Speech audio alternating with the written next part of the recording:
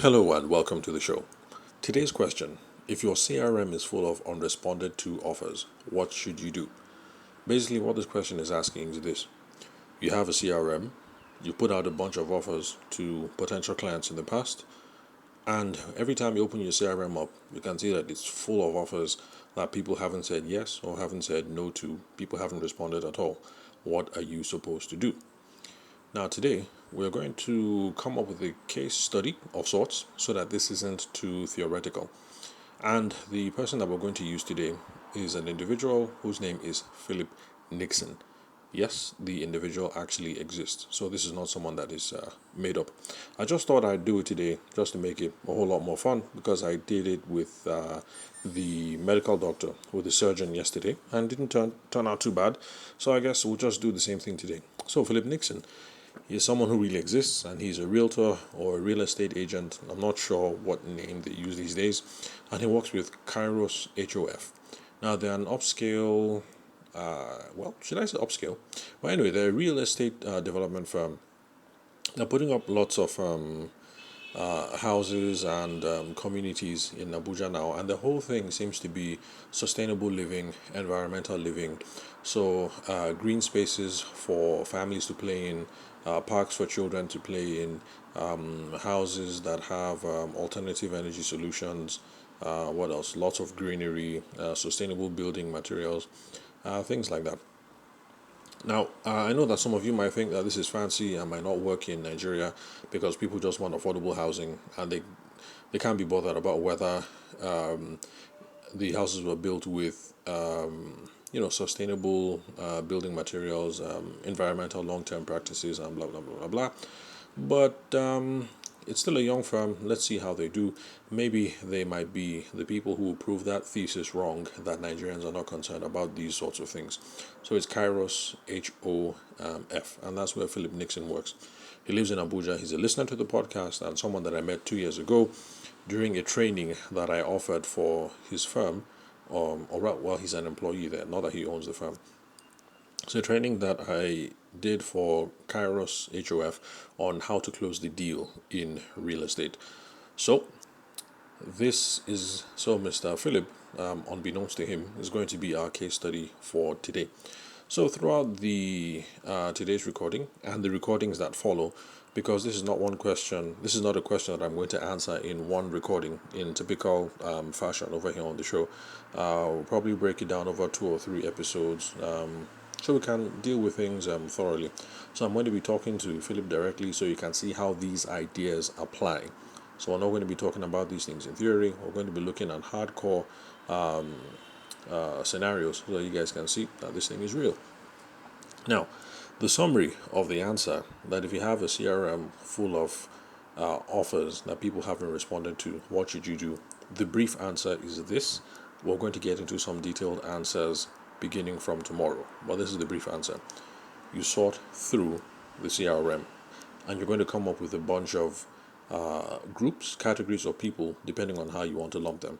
But to keep things easy, this is how I am going to lump them if we sort through our CRM. Number one, we're going to deal with the dead leads.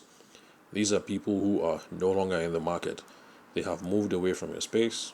They have bought the product or the service.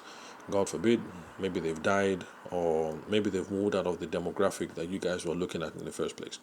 So, for Philip Nixon, realtor, sustainable environmental living, dead leads would be people who have moved, obviously. The development projects in Abuja, somebody was considering to buy it, but maybe they moved. Maybe they've emigrated to Canada, so this is now a dead lead. Or they may have moved to Maiduguri and you don't have any, excuse me, and maybe the firm doesn't have any development projects in Maiduguri. This person is now a dead lead. It's possible that the person might have bought from another firm, so maybe the person looked at the offer, considered a couple of things, and figured, if I go with these Kairos people, okay, environmental, sustainable living, blah blah blah, but their house is 20M. I'd rather go with this dude over here who doesn't give a hoot about environmental and sustainable living, and his houses are 12M. So let me just go ahead and save myself 8 million naira in the process. This kind of person is no longer in the market. That person is dead lead, so you might as well delete. And then, of course, obviously, it does happen that you reach out to someone last year and then this year they are no more. They've gone to be with the Lord. Obviously, you delete those kinds of leads. So for different reasons, there are lots of reasons why people are no longer in the market for our products or our service. So if you're Mr. Philip and you look through and you see a couple of dead leads, just go ahead and delete. Now, another category is going to be people where there's no urgency or they're stuck in continuation loops. Now, for those are the people who you guys are in that relationship where you guys are continually following up to follow up. You're always reaching out just to say hello for the sake of saying hello. Happy Salah for the sake of happy Salah, happy Easter, happy New Year, happy Valentine's, how are the children, how's the economy, how are the elections, those kinds of conversations that go absolutely nowhere. And you don't know if you guys are moving forward any closer to closing the deal or not. So you have people where there seems to be no sense of urgency, or you guys are stuck in this continuation loop. So what you might do in this case, the options available to you are: number one, relationship nurturing. That is where we look for constructive ways to nurture the relationship, to grow the relationship, so that one day it could possibly mature into something. And number two, the second option is to requalify. If you listen to yesterday's podcast, then you know what qualification is. If this is your first time of listening, then please, when you're done with this, make sure you listen to yesterday's episode. It will give you a sense of what qualification is. And that's basically just having conversations with potential customers, potential clients, trying to figure out their needs, their wants, their interests, trying to make sure you have the inventory to deliver on that, trying to make sure that you guys are in agreement when it comes to price. Let's see what else. Other deliverables, other expectations. That's basically what qualification is about. So if you have someone that you're stuck in these continuation loops with, you're constantly following up to follow up and you're not sure if you guys are making progress or not, then requalify. If it's a good lead, then relationship nurturing. If it's a bad lead, then delete. But either way, whether we're going to be doing relationship nurturing or whether we're going to requalify and get some good leads, we're going to have to be seeking advancements with these relationships. Now, I've used some technical terms here. There's continuation loop, and then there's also seeking advancements.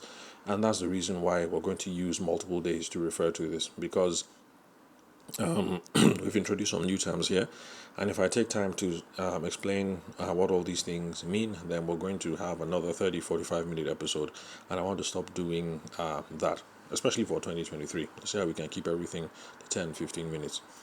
So those are the first two categories: dead leads, get rid of them, and then people that you're stuck with no sense of urgency or continuation loops, requalify them, or delete or seek advancements. Now, the final group are going to be promising leads. It looks like there's a way forward here. These people might be ready to buy. So you send out this offer, you remember the person, you remember the conversation, it looked like they were good to go.